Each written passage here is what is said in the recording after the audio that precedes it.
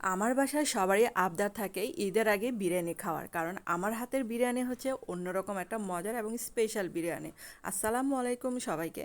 আর এখানে দেখেন বিরিয়ানি রান্না করার জন্য প্রথমে যে বেরেস্তা করেছিলাম সেই তেলের মধ্যে পেঁয়াজ, তারপরে যে দারচিনি, এলাচ, তেজপাতা এগুলা দিয়ে আমি একটু ভেজে নিচ্ছি।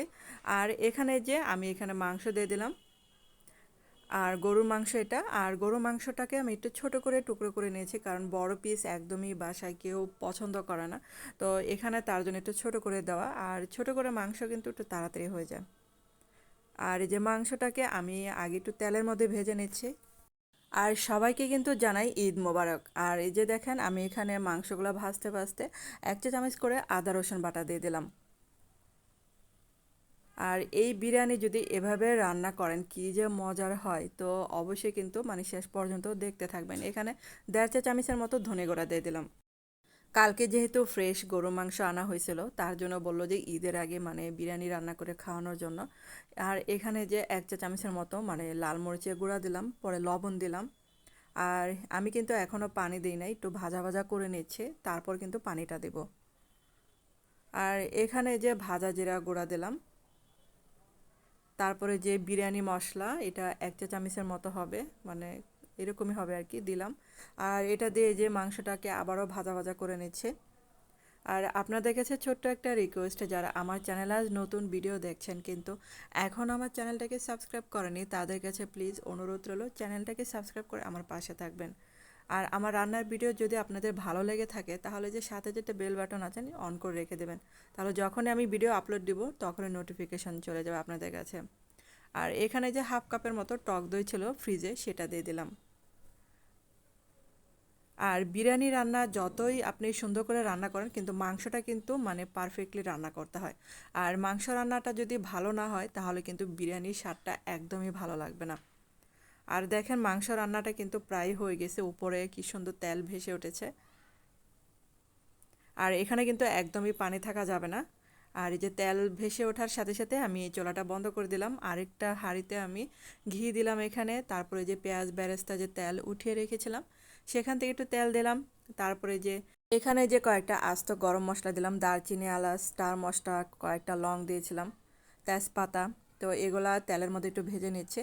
তারপর এখানে যে পেঁয়াজ কুচি দিয়ে দিলাম, আর এটাও তেলের মধ্যে একটু ভেজে নেব।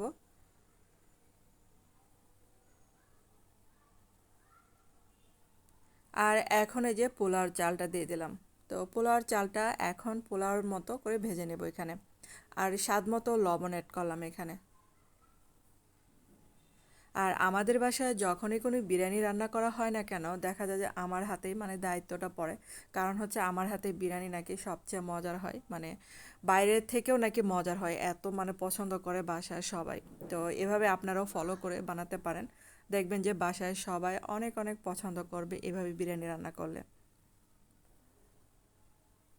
আর যে চালটাকে আমি একটু ভেজে নিচ্ছি।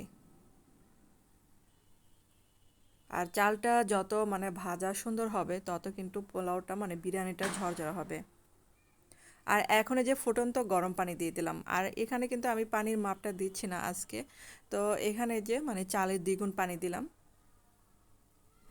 আর চুলার জালটা কিন্তু এই পর্যায়ে একদম বাড়িয়ে দিতে হবে। তারপরে যে পানি থাকা অবস্থায় কিন্তু রান্না করা মাংসটা দিয়ে দিতে হবে। আর হাজির বিরিয়ানি বলেন যেটাই বলেন, এভাবে কিন্তু করে তাহলে কিন্তু পারফেক্টলি স্বাদটা পাবেন। আর যে কড়াই ধোয়া আরেকটু পানি অ্যাড করা হয়েছিল, গরম পানি, সেটাও দিয়ে দিলাম এখানে। আর চুলার জালটা তো এখনও বাড়ানোই আছে, কারণ পানিটা টানতে হবে, নাহলে আবার গলে যাবে। তো পানিটা দেখেন অনেকটা টেনে আসছে, চাল কিন্তু এখনও ফুটে নাই। তো এখন অনবরত একটু নাড়তে হচ্ছে, নিচে আবার লেগে যেতে পারে। আর পানিটা যখন একদমই শুকিয়ে যাবে, তখন হচ্ছে এই যে কাঁচামরিচ আস্ত কিন্তু দিয়ে দিলাম স্মেলের জন্য। আর কিছুটা দিলাম কেওড়া জল। আর কেওড়া জলটা অবশ্যই দিবেন, তাহলে বাইরের বিরিয়ানির স্বাদটা পাবেন। আর উপর দিয়ে আরেকটু ঘি দিয়ে দিলাম। আর ঘিয়ের গ্রানে কি করব, সারা ঘর গ্রানে খালি মোমো করছিল। আমরা নিচের তলায় থাকি, উপরের তলায় সারা বাড়ি ঘ্রাণে ছড়িয়ে পড়েছিল, এত ঘ্রাণ ছড়িয়েছিল এইভাবে বিরিয়ানি রান্না করলে। তো এখন এই যে একটু উল্টে পাল্টে দিচ্ছি, নিচেরটা উপরে দিচ্ছি, উপরেরটা নিচে দিচ্ছি, এরকম করে আর কি।